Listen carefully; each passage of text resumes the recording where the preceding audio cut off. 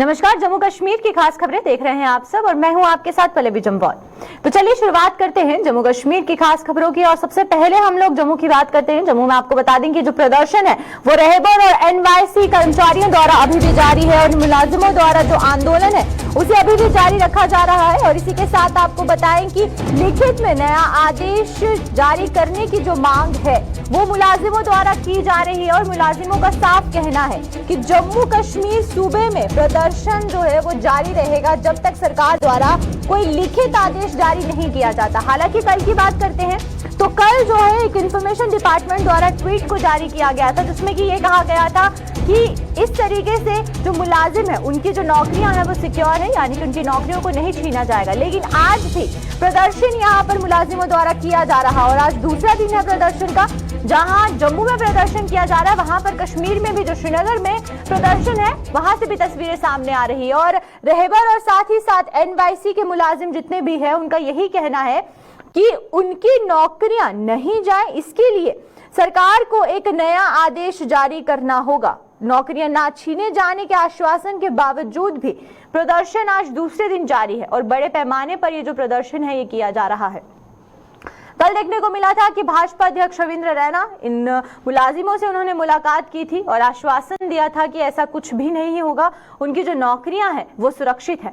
लेकिन आज फिर दूसरे दिन भी प्रदर्शन किया जा रहा है और आज कौन कौन से सरकार के नुमाइंदे इनसे मिलने आए हैं वो भी जानना जरूरी होगा। क्योंकि जब इसकी शुरुआत करवाई गई थी, रहबर खेल की शुरुआत करवाई गई थी, एनवाईसी की मुलाजिमों की जो पहले भर्ती शुरू करवाई गई थी, उस समय ये कहा गया था कि इन लोगों की जो नौकरियां हैं उन्हें आगे जाकर भी सिक्योर रखा जाएगा। लेकिन फिर अब जब री एडवर्टाइजमेंट की बात शुरू हुई है उसके बाद से ये प्रदर्शन किया जा रहा है। हालांकि कल आश्वासन दिया गया सरकार द्वारा कि इस तरीके से कोई भी उनकी नौकरियों को नहीं छीन सकता है, लेकिन फिर भी आज दूसरे दिन प्रदर्शन किया जा रहा है और साफ कहा जा रहा है कि एक जो आदेश है यानी कि एक ऑर्डर निकाला जाए फिर जाकर ये प्रदर्शन खत्म किया जाएगा। तो चलिए आइए तमाम जानकारी के लिए हमारे साथ हमारे संवाददाता रितिका यहाँ पर जुड़ चुकी है। रितिका से जानते हैं। रितिका, आपसे पहले यही जानना चाहेंगे कि ये जो प्रदर्शन है आज फिर दूसरे दिन किया जा रहा है। कल आश्वासन दिया गया था सरकार द्वारा, लेकिन फिर भी ये जो प्रदर्शन है ये देखने को मिल रहा है मुलाजिमों द्वारा।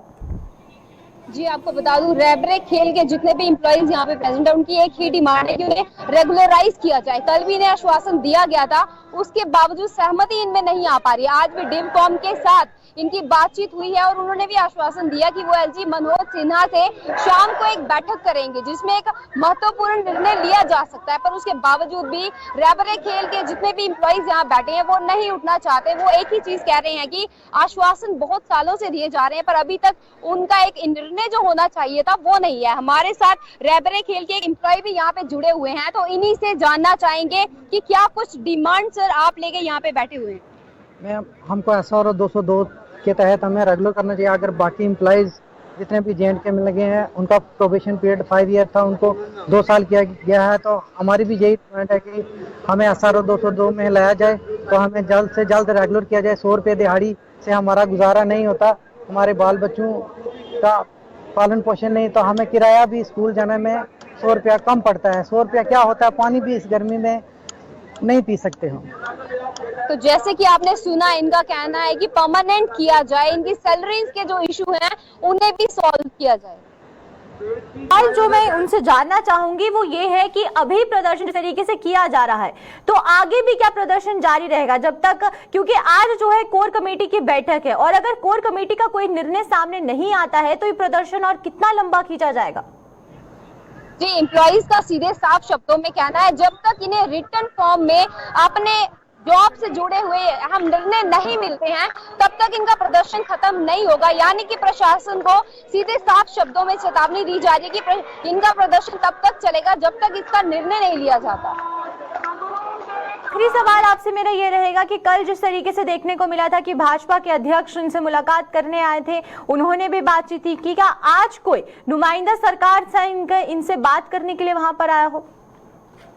जी आपको बता दें, डीमकॉम के पास इनके एम्प्लॉइज के जो भी प्रेसिडेंट हैं उन्हें बुलाया गया था। 8 से 10 मेंबर्स जो हैं वो डीमकॉम के पास गए थे, बैठक हुई थी और वहां पे यही आश्वासन दिया है। डीमकॉम ने यही कहा कि वो ऐसी मनोज सिन्हा के पास जाके आज मीटिंग करने वाले हैं और हो सकता है कि उसमें अहम निर्णय लिया जाए या फिर नहीं भी लिया जाए। इसीलिए उन्होंने आश्वासन तो दे दिया है पर एम्प्लॉइज यहाँ से उठने को तैयार नहीं। जी चलिए, बहुत बहुत शुक्रिया आपका रितिका हमारे साथ जुड़ने के लिए और तमाम जानकारी देने के लिए। तो ये थी हमारे साथ हमारे संवाददाता रितिका, और वहीं पर आप तस्वीरें साफ देख सकते हैं कि किस तरीके से जो प्रदर्शन है वो रहबरे खेल और एनवाईसी के मुलाजिमों द्वारा किया जा रहा है। हालांकि सरकार द्वारा आश्वासन उन्हें दिया गया है, लेकिन वो एक परमानेंट ऑर्डर की मांग कर रहे हैं, जिसके बाद से ही वो ये प्रदर्शन खत्म करेंगे। तो चलिए श्रीनगर एयरपोर्ट की तरफ चलते हैं, और श्रीनगर एयरपोर्ट से जो खबर है वो निकल कर आ रही है। आपको बता दें कि सूर्यास्त के बाद कोई भी फ्लाइट जो है वो उड़ान नहीं भरेगी। श्रीनगर एयरपोर्ट पर अपग्रेडेशन के लिए उड़ानों को प्रभावित किया गया है, और वहीं पर सूर्यास्त के बाद कोई भी फ्लाइट उड़ान नहीं भरेगी और रोक लगा दी गई है, क्योंकि वायुसेना स्थापित वहां पर इंस्ट्रूमेंट लैंडिंग सिस्टम को स्थापित कर रही है नए सिरे से, जिसके बाद से रनवे पर जितनी भी अप्रोच लाइट्स हैं उनका बदलाव किया जा रहा है। और इन सब काम को, इन सब अपग्रेडेशन के काम को ध्यान में रखते हुए ही अब श्रीनगर एयरपोर्ट के शाम के समय कोई भी फ्लाइट नहीं उड़ेगी, और ये रोक और कितनी लंबी जारी रहेगी, और ये जो काम है जो कि इंस्ट्रूमेंट लैंडिंग सिस्टम का काम किया जा रहा है ये कब तक जारी रहेगा ये जानना बहुत ज्यादा जरूरी है। तो तमाम जानकारी के लिए हमारे साथ हमारे सीनियर साथी इरफान फाजिल यहाँ पर जुड़ चुके हैं। तो इरफान से जानते हैं। इरफान, पहले आपसे ये जानना चाहेंगे, ये जो अपग्रेडेशन का काम किया जा रहा है श्रीनगर एयरपोर्ट पर, ये कितने लंबे समय तक चलेगा और कितने टेन्योर तक जो फ्लाइट्स है उन्हें बंद किया गया है? बहुत बहुत शुक्रिया पल्लवी जी। सबसे पहले मैं बोलना चाहूंगा कि इंटरनेशनल श्रीनगर का जो इंटरनेशनल एयरपोर्ट है ये हमेशा सुर्खियों में रहता है, वेदर समर की बात करें या विंटर्स की बात करें। और साथ ही साथ फिलहाल इस मौसम को लेकर अब खबर जी हाँ जहाजों को लेकर है। आपको याद होगा कि बहुत पहले खबर आई कि जी हाँ रात को अब सेवा शुरू की जाएगी, यानी नाइट फ्लाइट्स का जो सिस्टम है वो अब श्रीनगर इंटरनेशनल में शुरू होगा।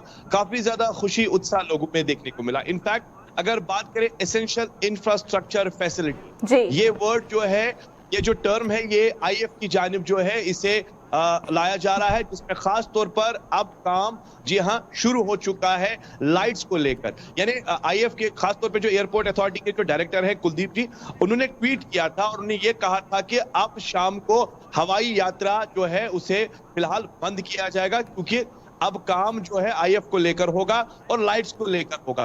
और स्पेशली मैं ये बताना चाहूंगा कि 15 मई से लेकर 15 तारीख यानी जून जुलाई तक जो है इसका डेट लिया गया है, और इसमें क्लियर कर दिया गया है कि जब तक सनसेट के बाद जो फ्लाइट्स उठती थी उसे फिलहाल रद्द किया जाएगा, क्योंकि जो पुराना सिस्टम लाइट्स का था उसे अब रिप्लेस किया जा रहा है, और उसके बाद एक नया सिस्टम लगाया जाएगा जिसमें खास तौर पर लैंडिंग टेक ऑफ के जो मामला रात को फ्लाइट्स को लेकर रहते थे उसमें एक अच्छी खासी इंप्रूवमेंट होगी।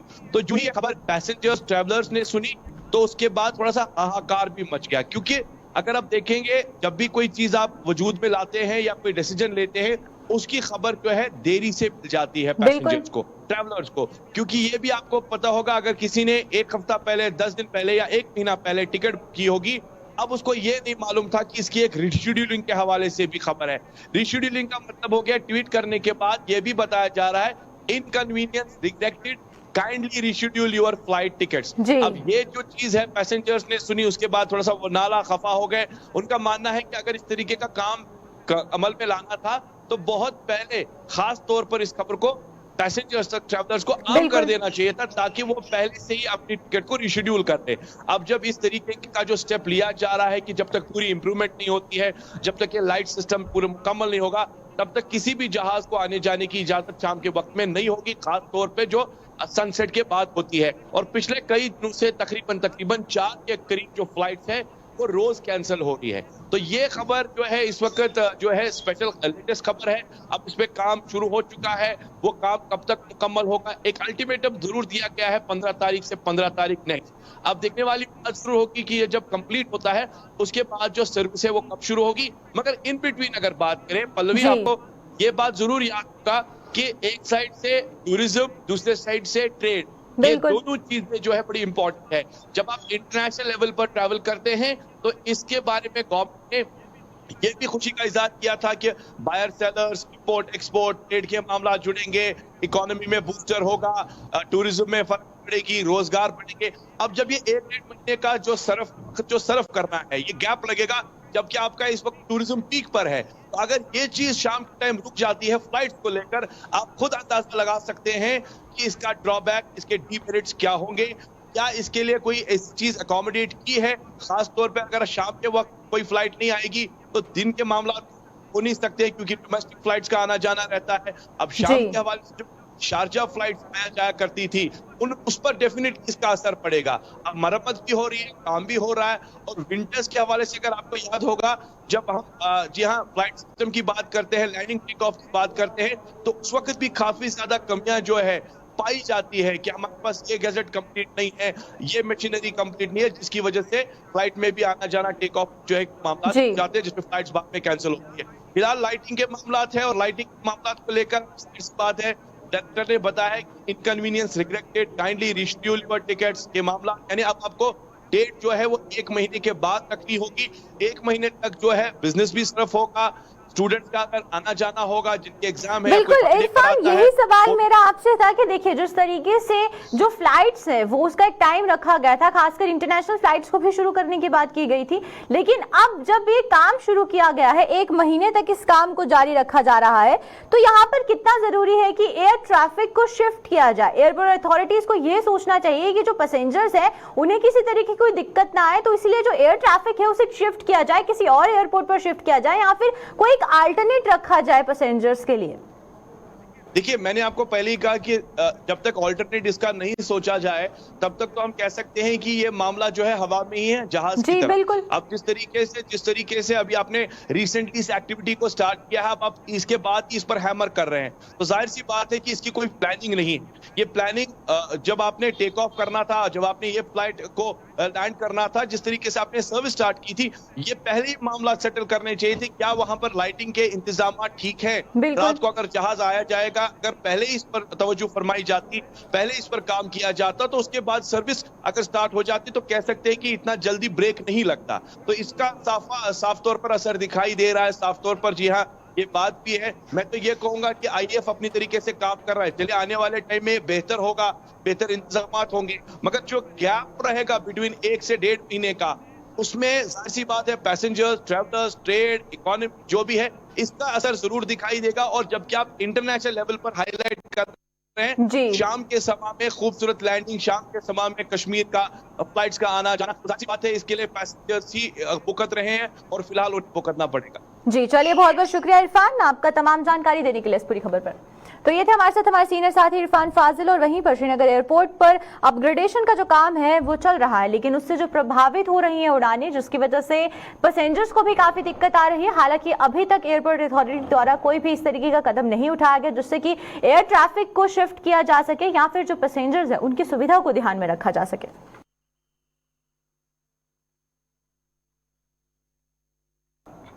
तो चलिए बात करते हैं जम्मू डिवीजन की। जम्मू डिवीजन में जो स्वास्थ्य कर्मी है उनके द्वारा हड़ताल की जा रही है, और जो हड़ताल है इसको लेकर काफी ज्यादा स्वास्थ्य सेवाओं पर असर पड़ रहा है। आपको बता दें कि जम्मू सूबे में स्वास्थ्य कर्मियों की 3 घंटों की हड़ताल जो है वो जारी है, जिसके बाद 10 जिलों में मुलाजिम 3 घंटे के लिए काम छोड़ हड़ताल पर बैठ गए हैं। और डीपीसी और अन्य मांगों को लेकर जो गुस्सा है वो मुलाजिमों का देखने को मिल रहा है, और स्वास्थ्य कर्मियों का साफ कहना है कि डीपीसी ना होने की वजह से या फिर उनकी जो अन्य मांगे हैं उसे पूरा ना किया जा रहा है, जिसकी वजह से 3 घंटे की हड़ताल पर आज वो बैठे हैं। और ये जो हड़ताल है ये दोपहर 1 बजे तक अस्पतालों में इससे कामकाज प्रभावित रहेगा। हालांकि इमरजेंसी सर्विसेज पर कोई भी रोक नहीं है, इमरजेंसी सर्विसेज उस तरीके से ही जारी रहेंगी, लेकिन जो बाकी सर्विसेज है, ओपीडी है, उन पर असर रहेगा। 1 बजे तक स्वास्थ्य कर्मियों द्वारा काम छोड़ो हड़ताल की जा रही है, और उनकी जो मांगे हैं वो बार बार सामने आ रही हैं। उनका साफ कहना है कि चाहे वो डीपीसी हो या फिर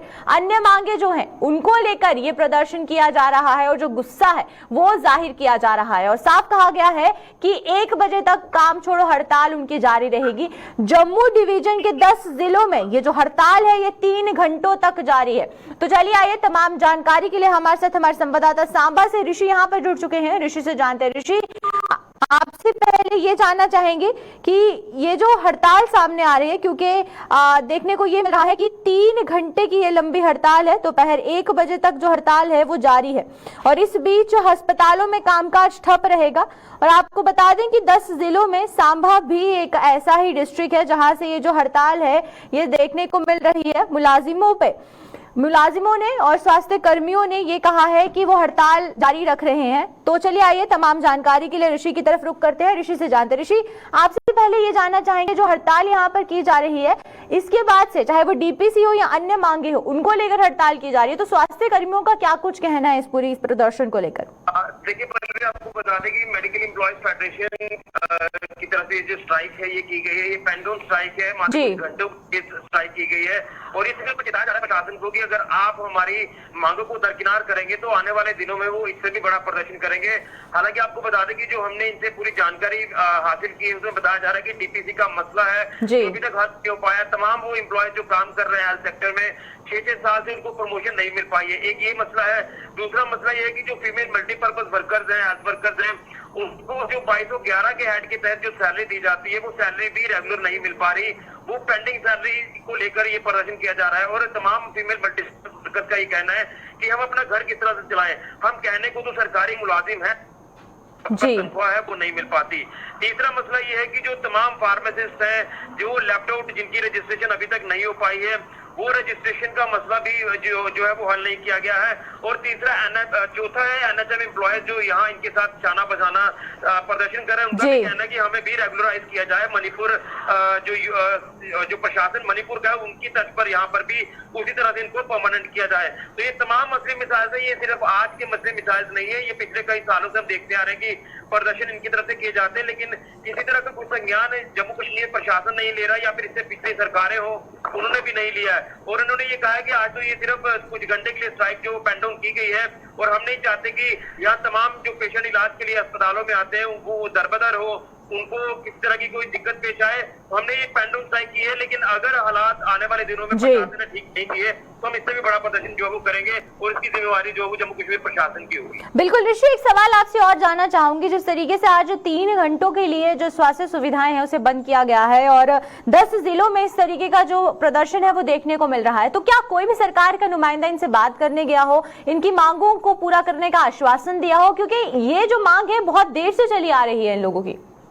देखिए, बिल्कुल अगर जिला स्तर पर आप बात कर रहे हैं तो जिला स्तर पर आज कोई भी अधिकारी हो वो मौके पर नहीं आया है। खासतौर पर अगर एजी प्रशासन के अधिकारियों की बात करते हैं तो कोई भी अधिकारी आज नहीं बल्कि इससे पहले भी नहीं आया है और इसलिए तमाम अगर देखें तो आज अस्पतालों में ओपीडी की सेवाएं जो वो काफी ज्यादा प्रभावित हुई है। सिर्फ इमरजेंसी सेवाएं जो है वो ही पेशेंट को मिल पा रही है, लेकिन ओपीडी सेवा नहीं मिल पा रही। इसलिए एम्प्लॉयज भी ये कहते हैं कि कम से कम हमारी मांगों के ऊपर कुछ नहीं चाहते कि यहाँ पर पेशेंट जो वो दरबदर हो, सफर हो और उसी को लेकर ये चेताया गया है। अब देखना यह है कि एजी प्रशासन किस तरह से इनका संज्ञान लेते हैं। हालांकि उम्मीद तो काफी ज्यादा एजी प्रशासन से जो है वो लोगों को बंदी है, लेकिन देखना है कि कितनी जल्दी इसके ऊपर गौर किया जाता है। जी चलिए, बहुत बहुत शुक्रिया ऋषि आपका तमाम जानकारी देने के लिए इस खबर पर।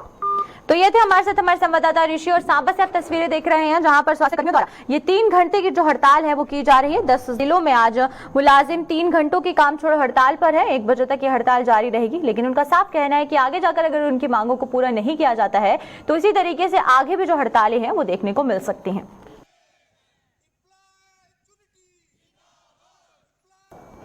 तो चलिए वहीं बात करते हैं डीपीसी सहित अन्य मांगों को लेकर। गांधीनगर अस्पताल में भी स्वास्थ्य कर्मी प्रदर्शन कर रहे हैं। प्रदर्शन की अगुवाई कर रहे यूनियन के प्रधान राकेश बख्शी ने आरोप लगाया है कि सरकार के अन्य विभाग में हर 6 महीने में डीपीसी होती है, लेकिन स्वास्थ्य विभाग में पिछले 5 वर्षों से डीपीसी नहीं हुई। उन्होंने चेतावनी दी है कि अगर सरकार ने उनकी डीपीसी नहीं की तो वह इमरजेंसी सेवाओं को भी बंद करने पर मजबूर हो जाएंगे।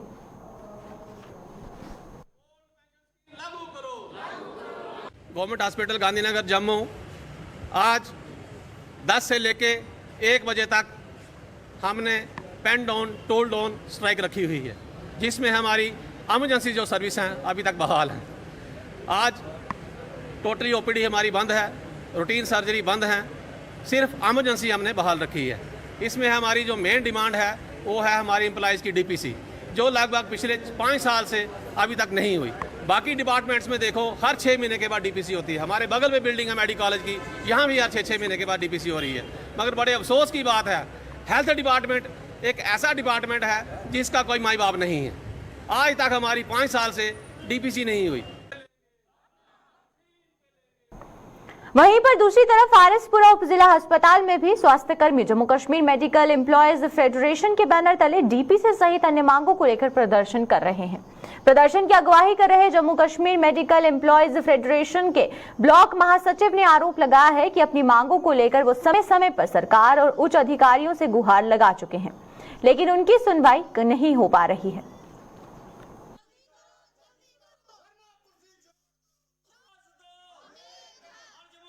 जो हमारा धरना था, कुछ मुख्तलिफ डिमांड्स लेकर, जो जेन्युइन डिमांड्स है उसको लेकर हमने सरकार के सामने ये अपनी मांगे रखी हैं। जो जेन्युइन मांगे हैं, काफ़ी समय से हम सरकार के साथ गाय बगाए उनके सामने पेश होते रहे। धरने के रूप में हमने ये मांगे रखी हैं, और जिसमें सबसे पहले जो हमारी जो ऑल कैटेगरीज हैं उनकी डीपीसी नहीं हो रही है, जो 4 साल से पहले नहीं हो रही है। हमारे जो दूसरे जो डिपार्टमेंट के जो एम्प्लॉयज़ हैं, जो हमारी फीमेल मल्टीपर्पज़ है, उनके 10 साल से नहीं हो रही हैं। उनकी जो 2211 के साथ जो संबंध रखती है हमारी फीमेल मल्टीपर्पज़, उनकी पे नहीं रिलीज़ हो रही है। 6-6 महीने, कई बार साल लग जाता है उनकी पे रिलीज़ होने में, जिससे कि उनको काफ़ी सफ़र होना पड़ता है। उनको जो घर का काम का जो घर का जो खर्चा, उनके लिए काफ़ी समस्याएँ आती हैं। जम्मू कश्मीर में मौसम के काफी हद तक बदले मिजाज से लोगों को बेहद राहत मिली है। जम्मू में सोमवार रात को हुई बारिश से मौसम ठंडा ठंडा कूल हो गया है और आज मंगलवार को भी इसका असर देखा गया। आसमान पर छाए हल्के बादलों और ठंडी हवाओं ने लोगों को बेहद सुकून पहुंचाया। पिछले कुछ दिनों से पड़ रही भीषण गर्मी से हर कोई हलकान हो रहा था और शरीर झुलसने वाली धूप व लू से थप्पड़ों से लोगों का आम जनजीवन थम सा गया था और दोपहर को बाजारों में भी वीरानी छाई रहती थी। अब एकाएक मौसम में बदलाव से तापमान काफी हद तक गिर चुका है और अब देखना यह है कि ये राहत कब तक जारी रहती है। मौसम में बदलाव है, बहुत अच्छी है, लोगों को गर्मी से राहत मिली है। इससे पिछले दिनों काफ़ी टेम्परेचर काफ़ी ज़्यादा था और लाइट के पावर कट्स भी बड़े ज़्यादा हो रहे थे। बारिश होने से किसानों को भी राहत मिलेगी क्योंकि आगे आने वाला सोइंग सीज़न है और साथ में लोगों को भी गर्मी से थोड़ी राहत मिलेगी। ऐसा है, इस बार गर्मियाँ जो एक्सपेक्टेशन से पहले आ गई। लगता नहीं था कि जैसे नॉर्मली क्या होता था, अप्रैल महीना इजीली अच्छे से निकल जाता था। मई में जाके लगता था कि थोड़ी मई, और मई भी 15 तक निकल ही जाता था, फिर उसके बाद लगता था कि गर्मी शुरू हो गई है। बट इस बार कुछ भगवान की कृपा से या कुछ ऐसे जैसे हमारे चेंजेस हो रहे हैं, एनवायरमेंटल चेंजेस हो रहे हैं, उसके कारण ये थोड़ा जल्दी हो गया। तो बट भगवान ने कुछ कृपा की है, जैसे किसानों का आगे थोड़ा सा सोइंग सीज़न भी आ रहा है, तो क्या पता प्रभु ने उसको देखते हुए सारा कोई अपना रचा है सिस्टम, जिससे कि मौसम में चेंजेस आए हैं और हो सकता है उनको भी थोड़ा सा फ़ायदा मिले किसान। जल शक्ति विभाग में अपनी ड्यूटी निभा रहे डेलीवेटरों ने executive engineer medical division south Jammu और जीएमसी की public health and sanitation committee के चेयरमैन राजकुमार तरखान से भेंट की और उनसे अपने बकाया वेतन को जारी करने की गुहार लगाई है। डेलीवेटरों का आरोप है कि पिछले 3 महीने से विभाग ने उनका वेतन जारी नहीं किया है, जिसके कारण वो भारी आर्थिक तंगी से जूझ रहे हैं। इन लोगों के मुताबिक ड्यूटी पर आने के लिए उनके पास अब किराया भी नहीं है। उन्होंने चेतावनी दी है कि अगर उनका वेतन जल्द जारी नहीं किया गया तो वो काम छोड़ हड़ताल पर चले जाने को मजबूर हो जाएंगे। देखिए, आज सीजन में आने का यही मकसद था। जो हमारी जो सैलरी है जो 3 मंथ से बंद हुई है, आज इसी मुद्दे पे हम एक्शन साहब से मिलने आए थे, जहाँ पे हमने एडब्ल्यू साहब को भी बुलाया था, जो 1 नंबर 2 नंबर और 3 नंबर से।